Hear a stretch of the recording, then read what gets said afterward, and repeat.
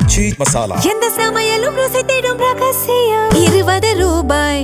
வீடுதோறும் அரசு சேவைகள் மருத்துவம் தொடர்ந்திட ஸ்டாலின் தொடரட்டும், தமிழ்நாடு வெல்லட்டும். லெஜண்ட் சரவணா ஸ்டோர்ஸ் புரொடக்ஷன்ஸ் தயாரிப்பில் லெஜண்ட் சரவணன் நடிக்கும் லீடர் உங்கள் அபிமான திரையரங்குகளில் வெற்றி நடை போடுகிறது. பால்டாயில் குடித்ததெல்லாம் பஞ்சு டைலாக் பேசுது. பால்டாய் குடித்ததெல்லாம் பஞ்சு டைலாக் பேசுது. இப்ப சமீபத்துல என்ன சொல்றாரு, பால்டாயில் குடிச்சிட்டு போறான்னு பேசிட்டே இருக்கிறாரு. இனிமே வரை எடப்பாடி பழனிசாமி இல்ல, பால்டாயில் பழனிசாமி. தமிழக வாக்குப்பதிவுக்கு இன்னும் 2 வாரங்களே இருக்கும் சூழலில் தற்போதுதான் பிரச்சாரமே சூடுபிடிக்க தொடங்கியுள்ளது. அனைத்து கட்சிகளும் தங்களது வேட்பாளர்களை அறிவித்து மக்களை சந்திக்க களத்திற்கு சென்றுள்ளனர். அரசியல் கட்சி தலைவர்கள் தங்களது வேட்பாளர்களை ஆதரித்து ஊரூராக பிரச்சாரம் செய்ய தொடங்கியுள்ளனர். அதில் தற்போது துணை முதல்வர் உதயநிதி ஸ்டாலினும் எதிர்க்கட்சி தலைவருமான எடப்பாடி பழனிசாமியும் மாறி மாறி குற்றம் சாட்டி பிரச்சாரம் செய்து வருவது அரசியல் களத்தில் பேசுபொருளாக மாறியிருக்கிறது.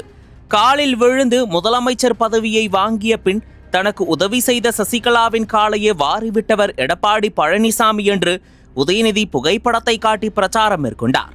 இந்த பிரச்சாரம் தமிழக அரசியல் களத்தில் பேசுபொருளாக மாறியது. அத்துடன் புகைப்படத்தையும் அவர் பயன்படுத்தியது சமூக வலைதளங்களில் படு வைரலாக மாறியது. இதனை உணர்ந்த எதிர்க்கட்சி தலைவர் எடப்பாடி பழனிசாமி அவரது பிரச்சாரத்தில் பால்டாயில் குடிச்சதெல்லாம் பஞ்ச் டைலாக் பேசுது, அது அப்பவே மேலோகத்திற்கு போயிருக்கணும், இங்கு இருந்துகிட்டு நம்ம பாடா படுத்துது என்று உதயநிதி குறித்து ஒருமையில் விமர்சித்தார்.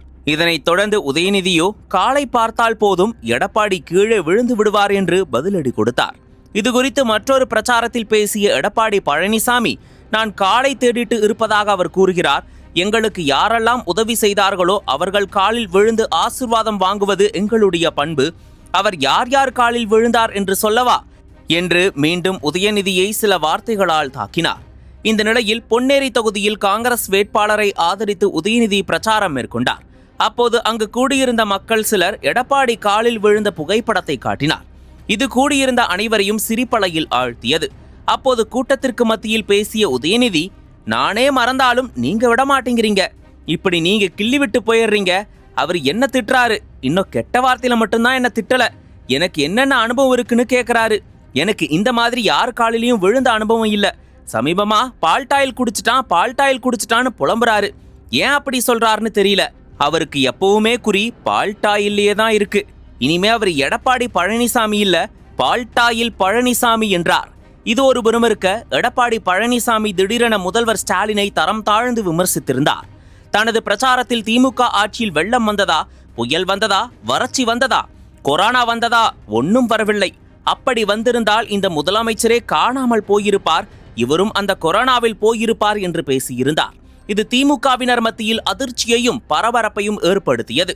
கொரோனா காலத்தில் மக்களுக்கு தோளோடு தோள் நின்ற முதல்வர் ஸ்டாலின் மருத்துவமனை கொரோனா வார்டுக்குள் சென்று பாதிக்கப்பட்டவர்களை சந்தித்தார். இந்தியாவில் வேறு எந்த முதல்வரும் செய்ய துணியாத காரியத்தை நம் முதல்வர் ஸ்டாலின் செய்தார்.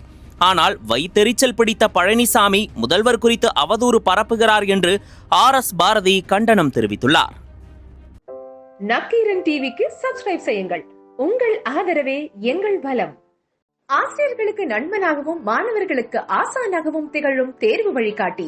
ஒவ்வொரு பாடத்திற்கும் அனுபவமிக்க ஆசிரியர்களின் துல்லியமான தெளிவான விடைகள். CNC இருக்கு, தேர்வு பயம் எதற்கு? இது தீரன் பப்ளிஷிங் ஹவுஸ் விற்பனை வெளியீடு.